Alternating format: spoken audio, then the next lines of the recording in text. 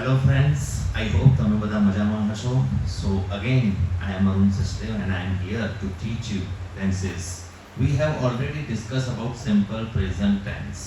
Last lecture में हमने बात की थी simple present tense की, जिसमें हमने आपको बताया था simple present tense यूज होता है to show our daily activities.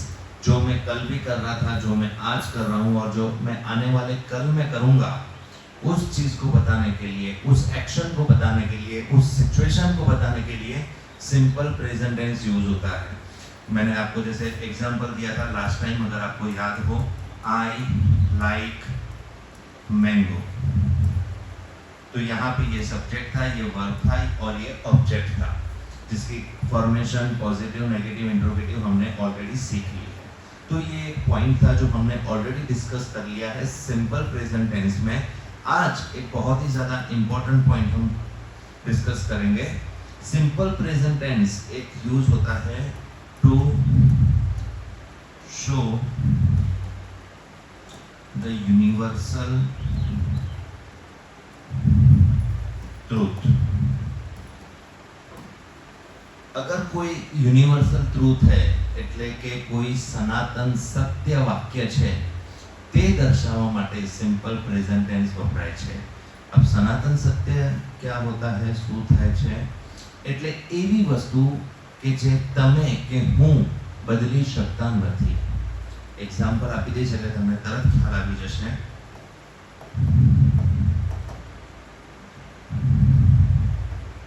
The earth moves around the sun. देखो अभी example, the earth moves around the sun.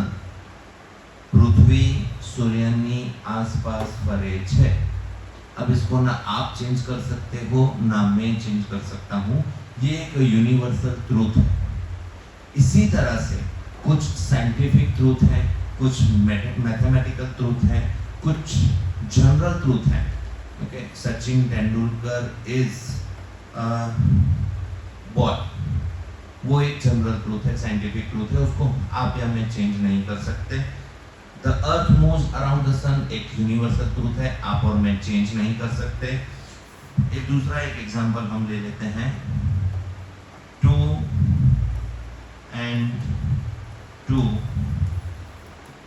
Make four. दो और दो चार, बे अन्य बे चार.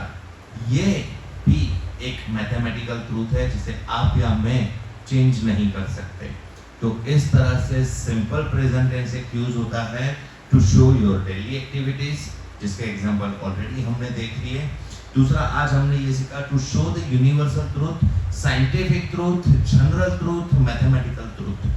ये सारे जो हैं सनातन सत्य, जो आप या मैं चेंज नहीं कर सकते, उसको भी हम सिंपल प्रेजेंट टेंस में लिखेंगे. अब एक नया पॉइंट देख लेते हैं. आपने सुना होगा, તમે સાંભળ્યું હશે, કોને સમજાવે છે ભાઈ, ભેંસ આગળ ભાગવત છે. આ કહેવત તમે વડીલોથી સાંભળી હશે. બીજું કંઈક એવું કહેવાય છે કે કૂતરાની પૂંછ વાંકીને વાંકી. આને કહેવતો કહેવાય છે. પ્રોવર્બ્સ ઇંગ્લિશમાં આપણે કહીશું ટુ શો પ્રોવર્બ્સ એટલે કહેવતો. હવે એક એક્ઝામ્પલ કે ભેંસ આગળ ભાગવત, તો ભેંસની જગ્યાએ આપણે ક્યારે ગાયને લાયા નથી. કૂતરાની જગ્યાએ કૂતરાની પૂંછ વાંકીને વાંકી, એમાં કૂતરાની જગ્યાએ આપણે ક્યારે બિલાડો કે બિલાડી લાયા નથી. જે કહેવતો વડીલો આપણે બનાવી ગયા છે, એ જ કહેવતો આપણે પણ વાપરીએ છીએ અને એ જ કહેવતો આપણી આવતી જનરેશન પણ વાપરશે. એમાં કોઈ પણ જાતના ચેન્જીસ થશે નહીં. તો એવા વાક્યો, એવી પ્રોવર્બ્સ, એવી કહેવતો સિમ્પલ પ્રેઝન્ટ ટેન્સમાં લખાશે. ક્લિયર? એક બીજો પોઈન્ટ છે આની અંદર. ટુ શો પ્રોવર્બ્સ એટલે કહેવતો. To show or write quotes. Quotes એટલે કે સુવાક્યો કે તમે સાંભળ્યું હશે, ઘણી બધી સ્કૂલ્સમાં જોયું હશે, વિદ્યા વિનયથી શોભે છે, કઠોર પરિશ્રમનો કોઈ વિકલ્પ નથી. આ બધા જ સુવાક્યો જે છે એ બધા સિમ્પલ પ્રેઝન્ટ ટેન્સમાં જ લખાશે, કારણ કે ગઈકાલે પણ એપ્લિકેબલ હતા, આજે પણ એપ્લિકેબલ છે અને આવતીકાલે પણ એપ્લિકેબલ રહેશે. એક્ઝામ્પલ જોઈ લઈએ. જુઓ, love your work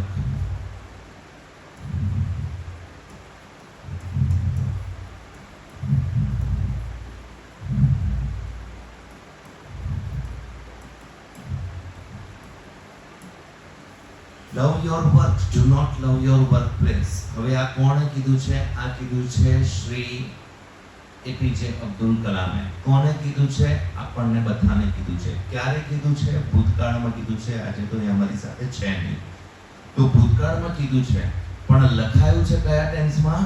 simple present ટેન્સમાં, કારણ કે એ ટાઈમે પણ આ વસ્તુ એપ્લિકેબલ હતી, આજે પણ એપ્લિકેબલ છે અને આવતીકાલે પણ, આવતી જનરેશનને પણ આ વસ્તુ એપ્લિકેબલ રહેશે.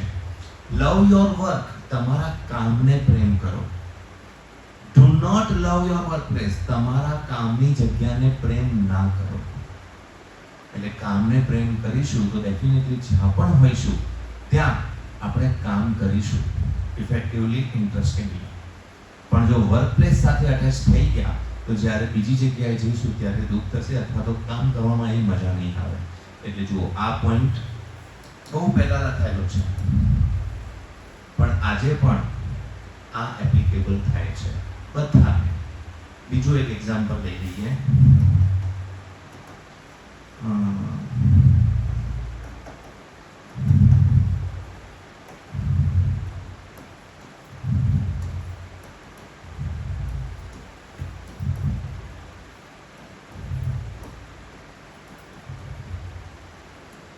Failure is the first key of success.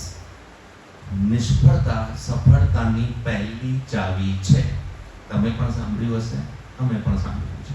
અમે સ્કૂલમાં હતા ત્યારે પણ આ હતું, આજે તમે છો તમારા માટે પણ છે, આવતા ભવિષ્યમાં તમારા જ્યારે ઉવા આવશે તો એમના માટે પણ આ વસ્તુ એપ્લિકેબલ થશે. તો આ હતું failure is the first key of success. Love your work, do not love your workplace. These all are known as quotes. It means સુવાક્યો. ક્લિયર છે આટલું? તો આ સિમ્પલ પ્રેઝન્ટ ટેન્સ હતું. Simple present tense to show your daily activities.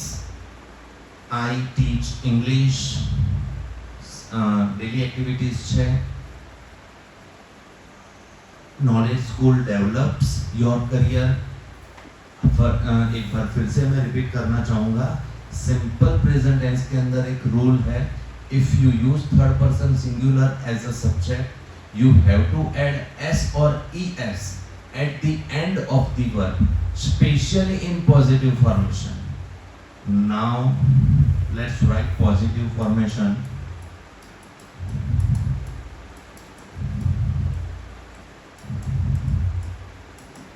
Positive formation is also known as affirmative formation. એટલે કે positive એટલે કે હકારાત્મક વાક્ય રચના. What is the formation? Subject plus verb plus object. Negative formation,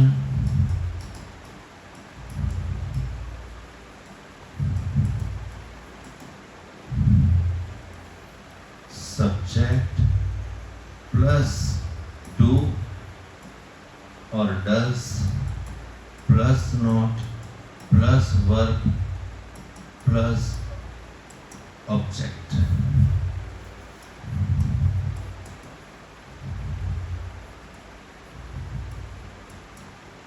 Interrogative formation,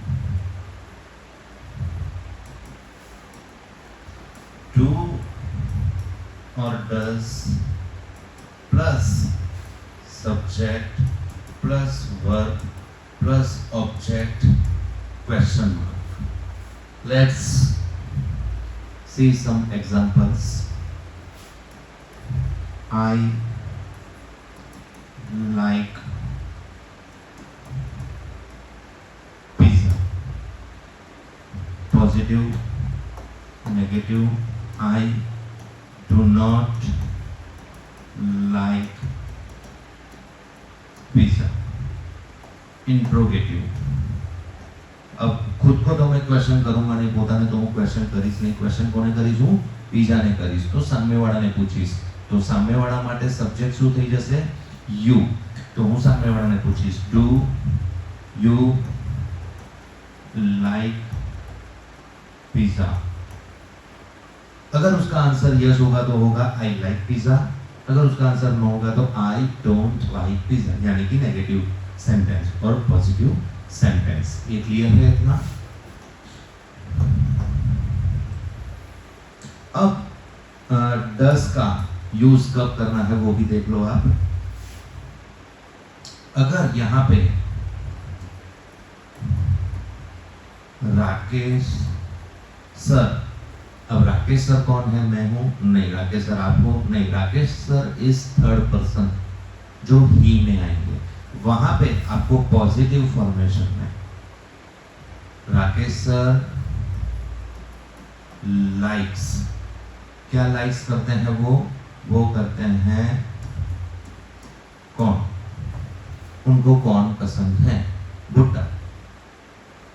तो यहां पे हमने क्या यूज किया? लाइक्स यूज किया, सिंपल प्रेजेंट टेंस के नियम के अनुसार.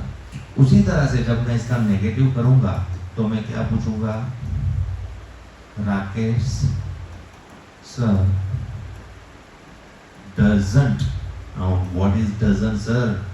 तो do plus not is equal to don't. Does plus not is equal to doesn't. अब अगर बाहर जाओगे तो आपको वहां पे डोंट सुनाई नहीं देगा, यानी आउट ऑफ कंट्री जाओगे तो वहां पे क्या बोलेंगे? Don't. Okay, I don't like this. इस तरह से वो सेंटेंस यूज करते हैं. तो यहाँ पे डोंट का डोंट कर दिया. उसी तरह से राकेश सर डजंट लाइक कौन? अब यहाँ पे पॉइंट को समझे. यहाँ पे हमने क्या यूज किया बेटा? लाइक्स. क्यों? क्योंकि नियम था. नियम क्या था? सिंपल प्रेजेंट टेंस में जब आप थर्ड पर्सन सिंगुलर, कौन है थर्ड पर्सन सिंगुलर? ही और शी और इट. इन तीनों में से कोई एक. राकेश सर कहाँ किस में जाएंगे? ही में जाएंगे. अगर यूज करते हैं, हमें वर्ब के पीछे लाइक क्या है? वर्ब है. उसके पीछे क्या ऐड करना है? एस और ई एस. तो हमने यहाँ पे एस यूज कर लिया. कौन? ऑब्जेक्ट है. अब यहाँ पे अगर हम इसकी बात करें नेगेटिव की, तो यहाँ पे हमने क्या किया? Rakesh sir doesn't like. यहाँ पे एस दिया, यहाँ पे सिर्फ लाइक दिया है. तो सर नियम कहाँ गया? तो बेटा देखो नियम यहाँ पे आ गया. डज, डू के पीछे ई एस ऐड किया तो बन गया does. It means we have already followed the rules of English grammar. What is the rule? Verb के पीछे एस और ई एस ऐड करना. तो यहाँ पे हमने हेल्पिंग वर्ब के पीछे ऐड कर दिया. अगर हेल्पिंग वर्ब के पीछे ऐड कर दिया तो मेन वर्ब के पीछे ऐड करने की जरूरत नहीं है. ओके, तो राकेश सर डजंट लाइक कौन? Is it okay? Done. Interrogative पूछ लेते हैं किसी से. तो इंट्रोगेटिव में क्या बन जाएगा? डज. पहले हम क्या लिख देंगे? डज. यहाँ पे क्या लिखा था? डू लिखा था. ओके, क्योंकि यहाँ पे यू था. अगर आई होता, दे होता, वी होता. Are you understanding? अब मैंने क्या किया? आर के साथ यू ऐड किया. Okay, do you understand? क्या यूज किया मैंने? डू के साथ यू यूज किया. Are you understanding? Present continuous tense. Do you understand?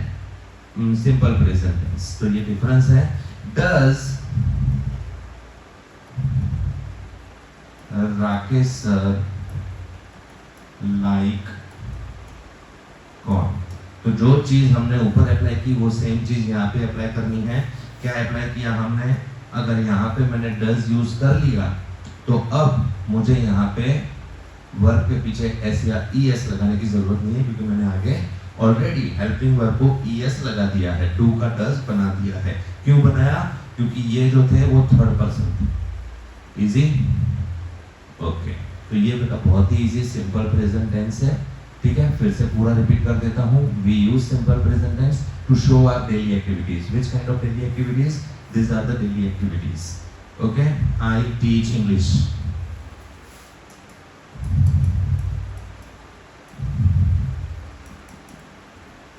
Okay, ये simple present tense. I teach English. अब यहीं पे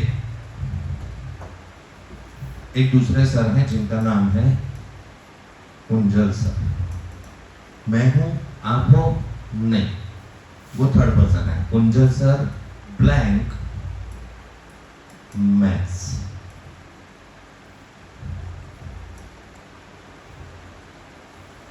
तो मैं आपको एक ऑप्शन दे देता हूं, टीच लिखूंगा, डॉट लिखूंगा और टीचेस लिखूंगा। आंसर आपको देना है। यहां पे मैं लिख देता हूं दे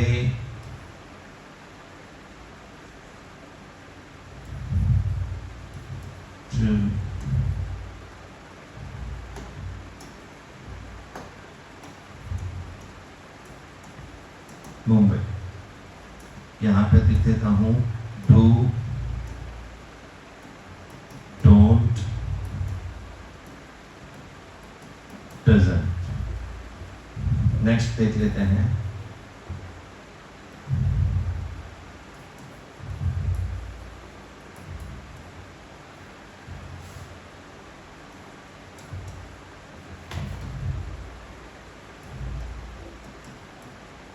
दो मैंने ब्लैंक्स छोड़ी है यहाँ पे, देख लो।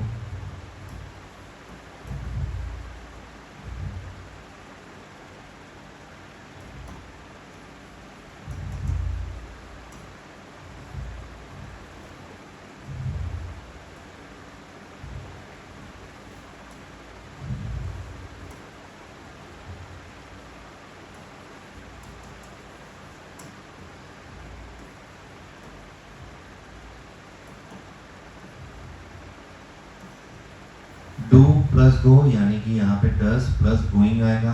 डू प्लस गो, यहाँ पे डू आएगा प्लस गो आएगा। डज प्लस गो, तो आप सोच के बताइए मुझे आंसर क्या आएगा। नेक्स्ट हम एक एग्जांपल लिख देते हैं।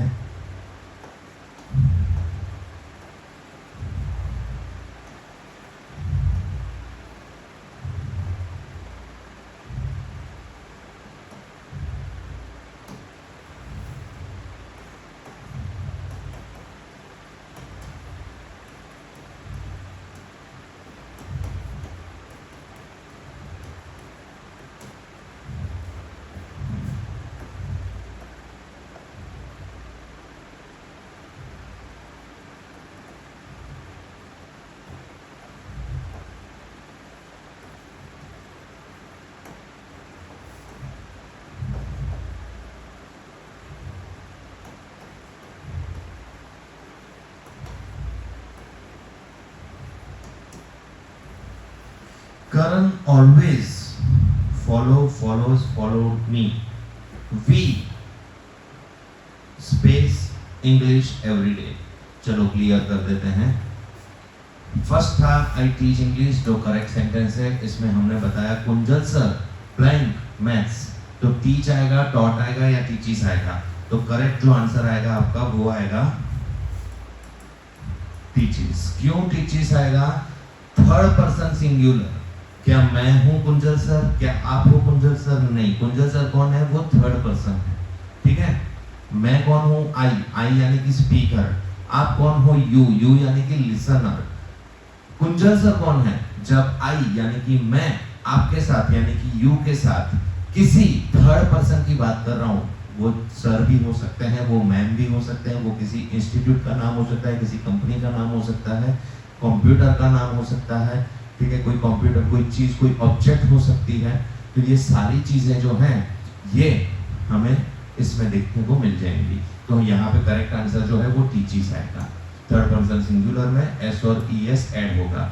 यहाँ पे आ जाते हैं they blank go to Mumbai. Now what is they? They is also third person but वो प्लूरल फॉर्म है। तो प्लूरल फॉर्म में हम क्या कर देंगे? They blank go to Mumbai. तो डू लिखा है पहले, they do go to Mumbai नहीं, they don't go to Mumbai and they doesn't go to. तो डजंट तो चला गया थर्ड पर्सन में, सिंगुलर में ही शी इट में। तो यहाँ पे करेक्ट आंसर जो है वो डोंट आएगा। यहाँ पे आ जाते हैं, 2 मिनट सोचिए आप।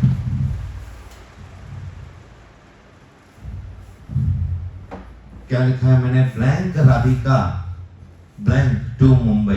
और फर्स्ट ऑप्शन है डज गोइंग। अब गोइंग कहां से आ गया? सिंपल प्रेजेंट टेंस में वर्ब के साथ आईएनजी तो यूज होना ही नहीं है, तो ये जो है वो कैंसिल हो जाएगा। Do go. अब राधिका मैं हूं नहीं, राधिका आप हो नहीं, राधिका इज थर्ड पर्सन, जैसे कुंजल सर के साथ हुआ वैसे राधिका मैम, ठीक है। तो वहां पे भी डू जो है वो अप्लाई नहीं होगा, यानी कि ये ऑप्शन भी गलत है। तो बचा कौन सा? Third, does go. तो यहाँ पे हम लिख देंगे डज, बी कैपिटल में आएगा, और गो सिंपल वर्ब है, इजी है। यहाँ पे आ जाते हैं, करण ऑलवेज ब्लैंक मी, फॉलो फॉलोज फॉलोड। अब करण कौन है? मैं हूं नहीं, आप हो नहीं, सेम थर्ड पर्सन है, तो क्या आ जाएगा? बहुत ही इजी है, फॉलोज। अब बहुत ही इंपॉर्टेंट पॉइंट, फॉलोड भी आ सकता है ना, है ना। सिंपल पास्ट होगा तो फॉलोड आएगा, लेकिन यहाँ पे क्या है? Simple present tense. अब वहां पे एग्जाम में थोड़ी ना लिखा हुआ आएगा कि ये सिंपल प्रेजेंट टेंस है या सिंपल पास्ट टेंस है। तो वहां पे आपको हेल्पफुल रहेंगे कीवर्ड्स, जो हमने आपको ऑलरेडी सिखा दिए हैं। फिर भी इसके बाद हम आपको बता देते हैं, ऑलवेज जो है सिंपल प्रेजेंट टेंस का कीवर्ड है, यानी कि वो सिंपल प्रेजेंट टेंस दिखा रहा है, इसीलिए यहाँ पे फॉलोज आएगा। Follows is the correct answer. We blank English everyday. तो यहाँ पे लर्न्स है, लर्न है, लर्न है, वी है, तो लर्न तो आएगा नहीं, एस लगा हुआ है, एस जाएगा ही शी इट में। लर्न और लर्नड दो ऑप्शन हमारे पास है। लर्नड भी आ सकता है क्योंकि पास्ट टेंस अगर होगा तो लर्नड आएगा, लेकिन यहाँ पे क्या लिखा है? Everyday.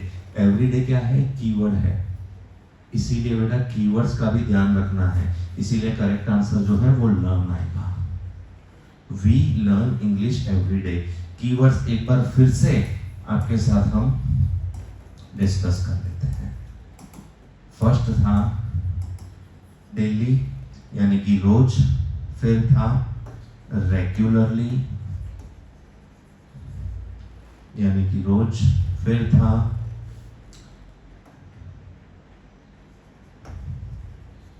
Every day, every week, every time, every month, every year, कुछ भी हो सकता है। फिर ऑलवेज यानी कि हमेशा, फिर once in a month, once in a year, once in a week, ये सारे। तो ये क्या होता है? वंस इन अ मंथ, महीने में एक बार। तो ये था बेटा simple present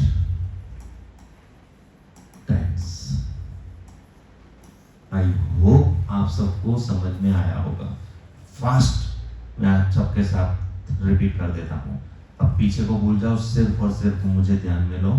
simple present tense हमारी रोज की एक्टिविटी दिखाने के लिए यूज होगा। Simple present tense universal truth जो आप और मैं चेंज नहीं कर सकते, उसके लिए यूज होगा। सिंपल प्रेजेंट टेंस प्रोवर्ब्स यानी कहवत, कोट्स यानी कि सुवाक्य, उसको शो करने के लिए, लिखने के लिए, बताने के लिए यूज होगा। ये तीन क्लियर हो गए। सेकंड पॉइंट कीवर्ड्स, तो कीवर्ड्स हमने अभी अभी डिस्कस किए। डेली यानी कि रोज, रेगुलरली यानी कि रोज, every day, every time, every year, every month, every week keywords हैं। Once in a month, once in a week, once in a year keyword है सिंपल प्रेजेंट टेंस के। ऑलवेज यानी हमेशा कीवर्ड है। इसके बाद हम डिस्कस करते हैं formation. Positive formation, negative formation, interrogative formation, तीन होती हैं। इंट्रोगेटिव पूछने के लिए, क्वेश्चन करने के लिए, do you like pizza, do you like to come with me. तो ये सारे जो है डू से या डस से जब आप क्वेश्चन करते हो, बहुत ही ज्यादा इंपॉर्टेंट है, याद रखना। जब इससे क्वेश्चन करते हो, डू से, डस से, आर से, आपको आंसर मिलेगा यस और नो में। बहुत ही ज्यादा इंपॉर्टेंट है बेटा, यही चीज आपको डायरेक्ट इनडायरेक्ट में, एक्टिव पैसिव में काम आने वाली है। तो इसको ध्यान में रखना। हेल्पिंग वर्ब को मामूली मत समझना कि चलो ठीक है ये तो ओके है, नहीं, यही चीज डायरेक्ट इनडायरेक्ट में, यही चीज आपको एक्टिव पैसिव में काम आने वाली है। तो इसको अगर पढ़ लिया ना, टेंसेस को अगर पढ़ लिया अच्छे से, तो ये बाकी के सारे जो पॉइंट्स है ना, ये सब उस पर ही डिपेंड करते हैं। तो हम आपको समझा देंगे, don't worry. Positive formation, subject verb object. Positive formation, subject अगर थर्ड पर्सन हुआ तो वर्ब ब्रैकेट में एस और ई एस, यानी कि वर्ब के पीछे आपको एस और ई एस ऐड करना है, प्लस ऑब्जेक्ट। ऑलरेडी डिस्कस कर चुके हैं। Negative formation, subject plus do और डस। डू किसके साथ? आई, वी, यू, दे, इन सब के साथ डू।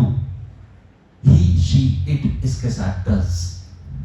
सब्जेक्ट प्लस डू और डस प्लस नॉट, क्यों? क्योंकि नेगेटिव है, प्लस वर्ब प्लस ऑब्जेक्ट। ये हो गया negative formation. Interrogative formation, interrogative formation होता है डू और डस आगे ले आना, plus subject plus verb plus object. ये है simple present tense. Is it okay? All right, thank you so much.